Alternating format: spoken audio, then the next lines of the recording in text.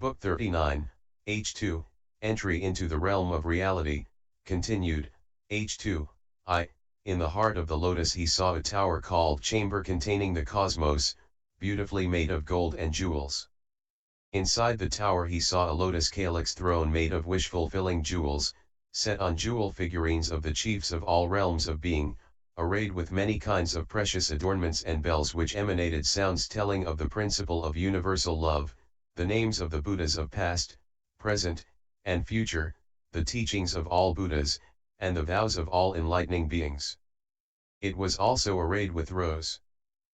of jewels which reflected the manifestations of Buddhas and the succession of births of all Buddhas of past, present, and future, rows of radiant jewels showing the lights of the activities in all Buddha lands throughout space and the effecting of all miracles, emanating the auras of light of all Buddhas, emanating apparitions like the chiefs of all worlds making offerings to Buddhas, and jewels filling the cosmos in every moment with the mystic projections of the universally good enlightening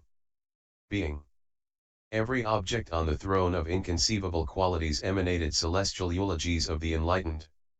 The throne was also surrounded by an inconceivable number of seats arrayed with jewels.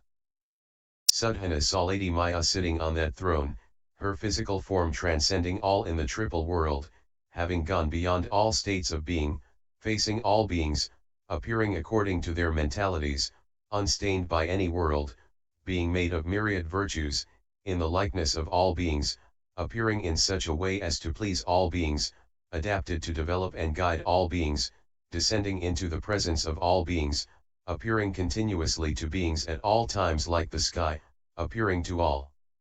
beings to be permanent, not going anywhere, not passing away from all worlds, not coming anywhere, not coming into existence in any world, unoriginated, absorbed in the equanimity of nonorigination, unextinguished. Involved in the affairs of all worlds, not real, having attained suchness, not false, appearing in accord with the world, not in motion, being divorced from death and birth, not annihilated, because of the non-annihilation of the nature of reality, undefinable, being beyond any manner of speaking, uniform, her auspicious characteristics issuing from indefinability, like a reflection, appearing according to the minds of all beings, like magic, made of the magic of knowledge, like specks of light. Moment to moment sustained by the thoughts of beings, like a shadow, bound to all beings by commitment, dreamlike, appearing to beings according to their mentalities without being mixed up, reaching throughout all universes. Being in nature pure as space, issuing from universal compassion, engaged in the protection of the community of beings, issuing from the door of non-obstruction, pervading the cosmos in each instant, infinite, dwelling in all worlds without defilement, measureless, transcending all manner of verbal expression, non-dwelling, manifesting to guide all beings, unfixed, appearing magically in the body of a living being, not really existing, made by the magic of aspiration, unsurpassed, being beyond all worlds, unreal, being a manifestation of tranquility, unproduced, connected to beings according to their acts, like a wish-fulfilling jewel, fulfilling the commitment to satisfy the wishes of all beings, without discrimination, based on the thoughts of all beings, beyond conception, unknowable to all beings, based on resolve, never leaving the mundane, pure, non-conceptual like thusness. In this form did Suchness see Lady Maya, manifesting a physical body that was not form, being a reflection of form, not feeling, being the ultimate cessation of painful feelings of the world, outside the thoughts of all beings, but appearing in their thoughts, issuing from the unfabricated nature of reality, detached from illusory action, transcending the sphere of discriminatory consciousness, born of the knowledge of vows of enlightening beings, having no intrinsic essence. Being beyond the range of all verbal expression, free from the burning of the mundane whirl, having arrived at the state of supreme coolness of the reality body, she was appearing physically to beings in accord with their minds by mastery of their minds, appearing in forms resembling all beings but superior to the physical forms of all beings.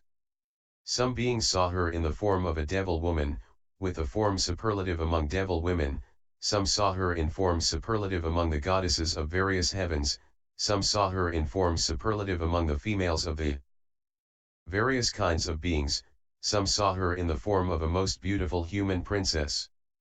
Then Sadhana, emptied of notions of the forms of all beings, penetrating the minds of other beings, saw Lady Maya in the minds of all beings, her virtue sustaining all beings, her body an accumulation of the virtues of omniscience. She was engaged in non-discriminatory perfect giving, impartial toward all beings, having united all beings in the fellowship of universal compassion. She had set out to actualize the virtues of all Buddhas, she had entered the ocean of all ways of tolerance, her mind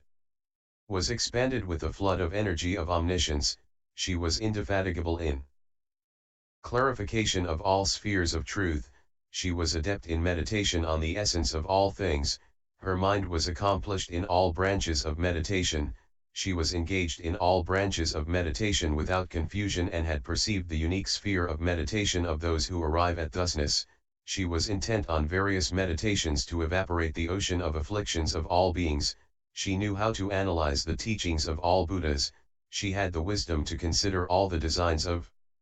reality, she gazed tirelessly on all Buddhas, she ceaselessly observed the succession of Buddhas of past, present, and future, she faced the door of vision of all Buddhas, she knew the variety of techniques to perfectly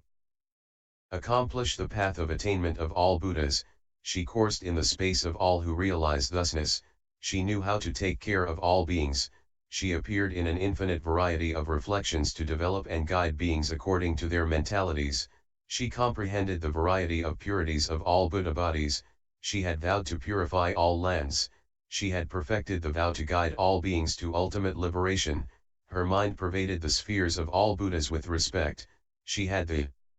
energy to produce all the miracles of enlightening beings, she had purified the supreme spiritual body, she manifested infinite physical bodies, she crushed the power of all demons, she was imbued with the power of great roots of goodness, with intellect born of the power of truth she perceived the power of Buddhas, she had perfected all powers of mastery of enlightening beings, she was flooded with the power of omniscience, her wisdom was illumined by the lightning of the knowledge of all Buddhas, her knowledge contemplated the infinite ocean of minds of beings, she comprehended the myriad mentalities of beings, she was expert in knowledge of the differences in faculties of others, she was skilled in knowledge of the differences in interests of infinite beings, her body pervaded infinite oceans of lands in the 10 directions, she was expert in knowledge of the differences in all worlds, she was skilled in the means of knowing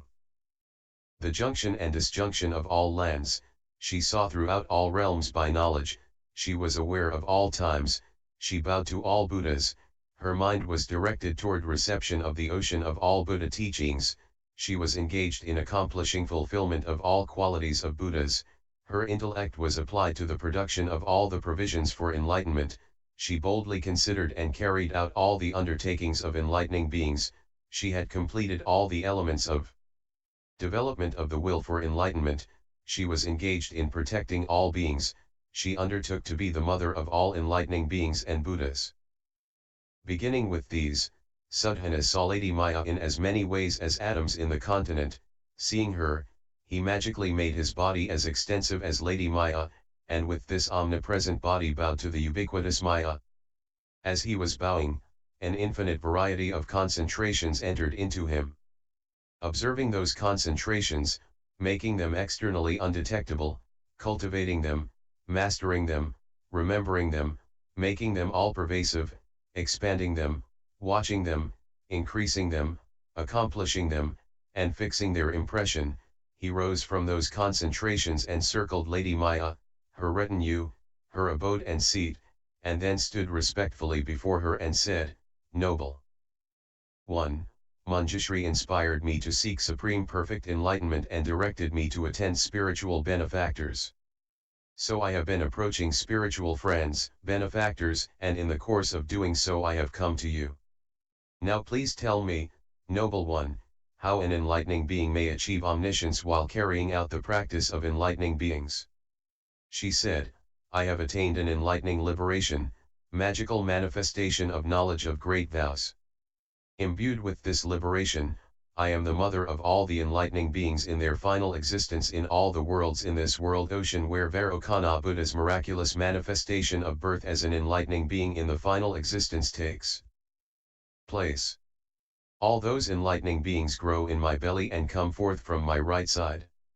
So here too in this great city of Kapilavastu, as wife of the king Shuddhodana, I became the mother of the enlightening being Siddhartha, by the great inconceivable miracle of the birth of an enlightening being. At that time I was in the house of King Shuddhodana, and when the time of the enlightening being's descent from the heaven of contentment had arrived, from every pore the enlightening being emanated as many rays of light as atoms in untold Buddha lands, arrayed with the qualities of the birth of all enlightening beings. Known as the light originating from the qualities of birth of all Buddhas, those rays of light illumined the whole world, then descended on my body and entered into every pore of my body, beginning with my head. As soon as those light rays of the enlightening being, with various names, emanating magical projections of the various miracles attending the birth of an enlightening being, had entered me, they caused the spheres of light at the front of the enlightening being's light rays to be manifest in my body, and the supernal manifestations of miracles attending the birth of all enlightening beings were visible. And as soon as those light rays of the enlightening being had entered my body, I saw all the enlightening beings, whose birth miracles were shown in the spheres at the front of the enlightening being's light rays, as they sat on the Buddha's lion throne at the site of enlightenment, surrounded by congregations of enlightening beings, honored by the leaders of the worlds, turning the will of the teaching. I also saw all the Buddhas with whom those Buddhas associated as they carried out enlightening practices in the past.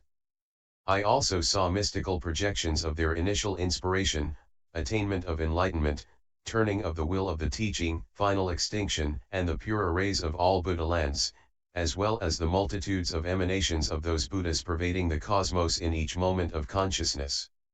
When those rays of light of the enlightening being entered my body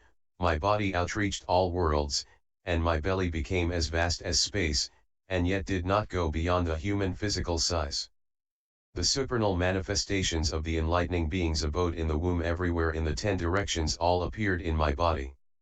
Upon the appearance in my body of the furnishings of the enlightening beings abode in the womb, the enlightening being, together with as many enlightening beings as atoms in 10 Buthalans.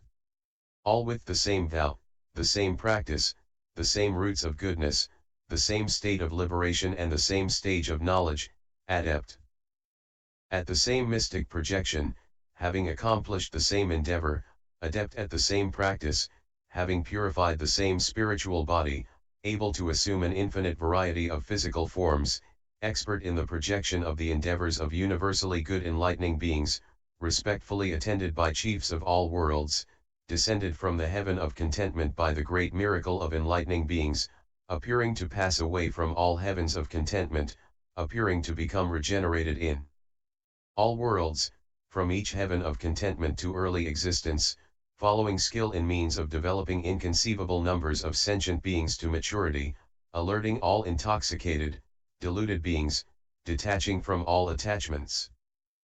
emanating a great network of light beams dispelling the darkness from all worlds, stopping all evils and miseries, putting an end to all hellish ways of being, making all beings aware of their past deeds, rescuing all beings, appearing in the presence of all beings, he descended from the heaven of contentment with his retinue and entered my belly. Once all of them were in my belly, they walked around in strides as big as a billion-world universe, even as big as worlds as numerous as atoms in untold Buddha lands. Also all the untold congregations of enlightening beings at the feet of all Buddhas in all worlds in the 10 directions entered my belly in every moment of thought to see the miracle of the enlightening beings dwelling in the womb.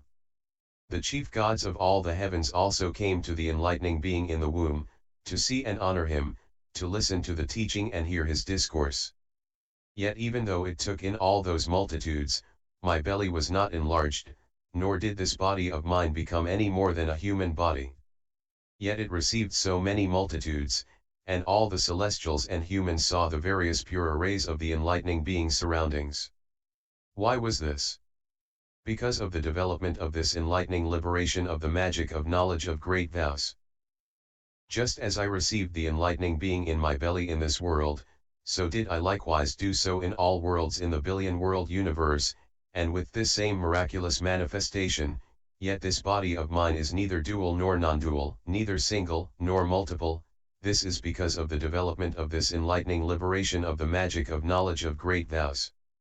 And just as I was the mother of this Buddha Vairocana, so was I the mother of infinite Buddhas before. Whenever an enlightening being was spontaneously born in the calyx of a lotus, there I became a lotus pond goddess and received the enlightening being, and the world recognized me as the progenitrix of the enlightening being, in whatever Buddha landen enlightening being appeared, I became an enlightenment sight goddess there. Thus in whatever ways enlightening beings manifested birth in the world in their final existence, in so many ways did I become the mother of the enlightening beings.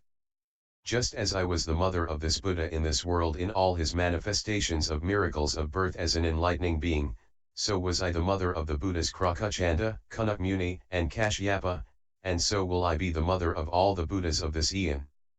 When the time comes for the enlightening being Maitreya, now in the heaven of contentment,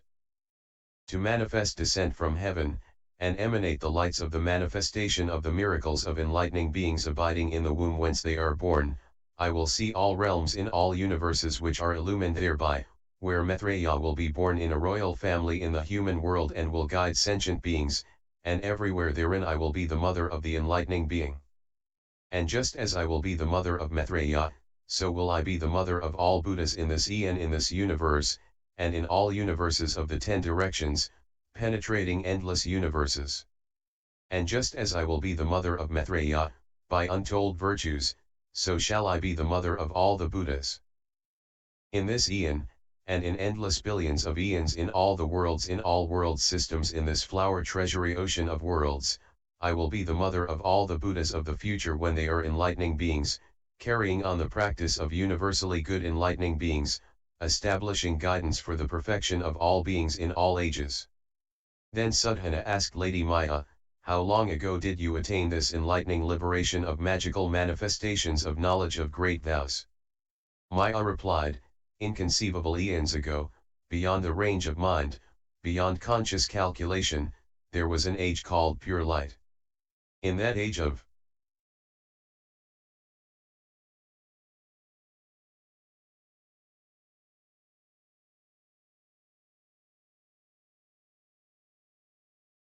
pure light there was a world called elevated, which was pure with some defilement, made of many jewels, with surrounding mountains, polar mountains, and oceans, containing realms of celestials, humans, animals, ghosts, and hells, variegated and pleasant to see. In that world were a billion sets of 4 continents, in the middle of which was a group of 4 continents called Supreme Lion-like Majesty, in which there were 80 billion metropolises, among which was one called possessed of the best of banners. There in that metropolis was a king called Great Energetic Power, a sovereign ruler. There was also an enlightenment site in that metropolis called Conspicuous Rays of Light, wherein there was a deity called Radiant Eyes. Furthermore, at that enlightenment site an enlightening being named Pure Standard sat, to attain omniscience. A demon named Golden Light, along with a great army of cohorts, had come invisibly to prevent the enlightening being from attaining omniscience, but the king Great Energetic Power, who had attained the mastery which enlightening beings realize, issued a great magical projection, producing a great army, more numerous than and superior to that of the demons, to surround the enlightenment site and fight off the demon army. The demon army was thereby scattered, and the blessed Pure Standard realized perfect enlightenment. The goddess of the enlightenment site, Radiant Eyes, looking upon the king as her son, then prostrated herself before the Buddha and made a vow, wherever I may be born, may the king Great Energetic Power be my son, and when he attains supreme perfect enlightenment, I will be his mother then too. Having made this vow, she attended 10 decillion Buddhas at that enlightenment site during that eon. Now, who do you think that goddess was? It was I myself who was the enlightenment site goddess Radiant Eyes at that time. As for the king Great Energetic Power, who had the mastery of an enlightening being and destroyed the demon army by means of a magical projection, it was none other than this present Buddha, the blessed Vairocana, the saint, the perfectly enlightened one, who was at that time the king great energetic power. Ever since then, wherever I have been, he has come as my son, carrying out the practice of enlightening beings in all Buddha lands, in all states of being, in all lifetimes, based on all that is good, in all undertakings through which enlightening practice is carried out. Wherever he emerged to develop and perfect sentient beings, there I was his mother, and in his final existence too, I was his mother, everywhere. In all modes of birth as an enlightening being, moment to moment, however many miracles of birth as an enlightening being he displayed, in every case I was his mother. In the same way I was the mother of infinite Buddhas of the past, and I am mother to the infinite Buddhas of the 10 directions in the present. And all the Buddhas I was mothers to in their last existence as an enlightening being emanated lights from their navels and illumined this great body and this seed. I only know this enlightening liberation of magical manifestation of knowledge of great vows. How can I know the practice or tell of the virtues of the enlightening beings who are filled with great compassion, who never tire of guiding to perfection of omniscience, who are able to display projections of the miracles of all Buddhas from every pore? In the 33-fold heaven of this world is a goddess named Shurandrabha, who is the daughter of a god named Samriddhamati. Go ask her how to learn and carry out the practice of enlightening beings. So then Suddhana paid his respects and left Lady Maya. Shurandrabha. Then Suddhana went to the 33-fold heaven, and went to the goddess Shurandrabha. Paying his respects to the goddess, Suddhana stood before her and said, "Noble one, I have said my mind on supreme perfect enlightenment, but I do not know how to learn and carry out the practice of enlightening beings. I hear you give instruction to enlightening beings, so please tell me how to learn and practice." Shurandrabha replied, "I have attained an enlightening liberation called pure manifestation of unimpeded recollection. I am aware that there was an age called flowering, in which I served as many Buddhas as there are grains of sand in the Ganges river. When they went forth from their customary surroundings, I protected them, provided for them, and made parks for their use. And all the developmental guidance of sentient beings performed by those Buddhas, while they were enlightening beings, while in the womb of the mother, while being born, while taking 7 steps, while roaring the lion's roar, during childhood, during life at home, when leaving home, when awaking at the sight of enlightenment, while teaching, while displaying the miracles of Buddhas, all that, from their first inspiration to the final ending of their true teaching, I know and remember, recall and keep in mind, reflect on and follow. There was an eon called well-being, in which I served as many Buddhas as sand grains in 10 Ganges rivers. There was an eon called good fortune, in which I served as many Buddhas as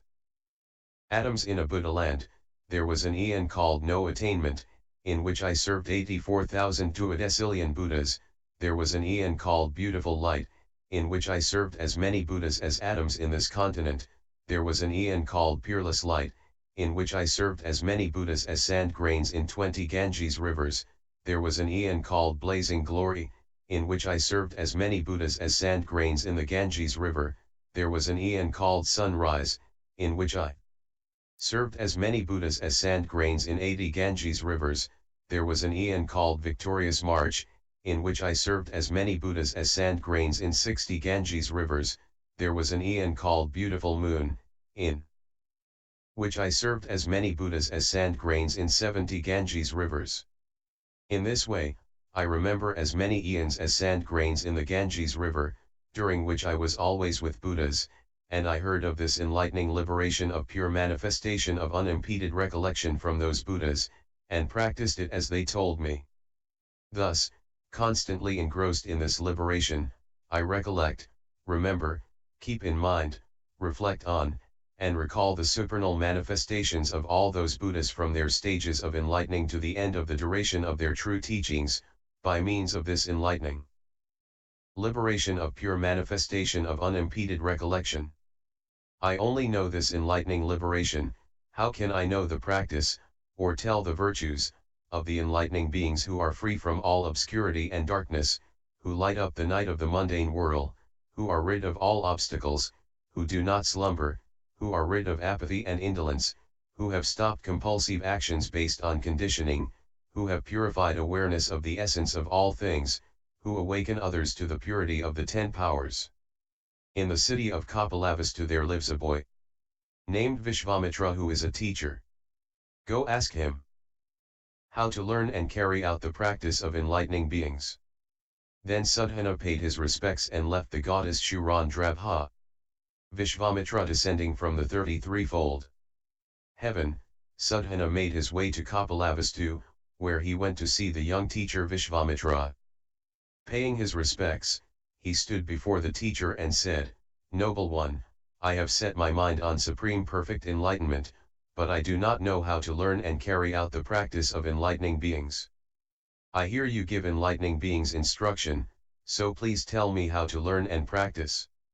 Vishvamitra said, "I learned the science of writing from a young enlightening being named Shilpabhijana. Go ask him and he will tell you how the practice of enlightening beings is to be learned and carried out." Shilpabhijana. Then Sudhana went to the youth Shilpabhijana, paid his respects, and said to him, "Noble one, I have set my mind on supreme perfect enlightenment, but I do not know how to learn and carry out the practice of enlightening beings. I hear you give enlightening beings instruction, so please tell me how an enlightening being is to learn and carry out enlightening practice." Shilpabhijana said, "I have attained an enlightening liberation with higher knowledge of arts. In uttering the phonemes, as I pronounce A, by the associative power of an enlightening being I enter a door of transcendent wisdom called sphere of totality, pronouncing Ra, I enter a door of transcendent wisdom called differentiation of infinite levels, pronouncing Pa, I enter a door of transcendent wisdom called differentiation of levels of the cosmos of realities, pronouncing Cha, enter a door of transcendent wisdom called analysis of the universal sphere, pronouncing Na, I enter a door of transcendent wisdom called independence, pronouncing La, I enter a door of transcendent wisdom called unattached. Pronouncing Da, I enter a door of transcendent wisdom called unregressing effort, pronouncing Ba, I enter a door of transcendent wisdom called adamantine sphere, pronouncing Da, I enter a door of transcendent wisdom called universal sphere, pronouncing Sa, I enter a door of transcendent wisdom called ocean womb, pronouncing Va, I enter a door of transcendent wisdom called branching out everywhere, pronouncing Ta, I enter a door of transcendent wisdom called sphere of light, pronouncing Ya, I enter a door of transcendent wisdom called multitude of mixtures, pronouncing Shta, I enter a door of transcendent wisdom called light extinguishing all burning, pronouncing Ka, I enter a door of transcendent wisdom called unified multitude, pronouncing Sha, I enter a door of transcendent wisdom called directed rain, pronouncing Ma, I enter a door of transcendent wisdom called crest of various currents of great force, pronouncing Ga, I enter a door of transcendent wisdom called extending to all levels, pronouncing Tha, I enter a door of transcendent wisdom called unified womb of thusness, pronouncing Karad, I enter a door of transcendent wisdom called plunging into purification of the mundane whirl, pronouncing Swa, I enter a door of transcendent wisdom called supernal manifestation of recollection of all Buddhas, pronouncing Dha, I enter a door of transcendent wisdom called contemplative investigation of truths, pronouncing Sha, I enter a door of transcendent wisdom called light of the will of teaching of all Buddhas, pronouncing Ka, I enter a door of transcendent wisdom called womb of knowledge of the causal ground of accomplishment, pronouncing Kesha, I enter a door of transcendent wisdom called investigation of the treasury of the ocean in which all actions are stilled, pronouncing Sta, I enter a door of transcendent wisdom called light of purity, dispelling all afflictions, pronouncing Na, I enter a door of transcendent wisdom called access to worldly knowledge, pronouncing Tha, I enter a door of transcendent wisdom called sphere of knowledge of the cycles of the mundane whirl, pronouncing Bha, I enter a door of transcendent wisdom called array of manifestations of spheres of existence, pronouncing Cha, I enter a door of transcendent wisdom called division of the encompassing sphere of practice applied to development, pronouncing SMA, I enter a door of transcendent wisdom called turning to face all directions to see all Buddhas, pronouncing Wa, I enter a door of transcendent wisdom called matrix of power to observe what all sentient beings cannot, pronouncing TSA, I enter a door of transcendent wisdom called plunging into practice of the ocean of all virtues, pronouncing Ga, I enter a door of transcendent wisdom called strong oceanic vessel holding the multitude of all teachings, pronouncing THA, I enter a door of transcendent wisdom called going in the direction of the vows of all Buddhas, pronouncing NA, I enter a door of transcendent wisdom called voicing the millions of configurations of the will of phonemes, pronouncing Fa, I enter a door of transcendent wisdom called sphere of the ultimate development of all sentient beings, pronouncing Sha, I enter a door of transcendent wisdom called suffusion of the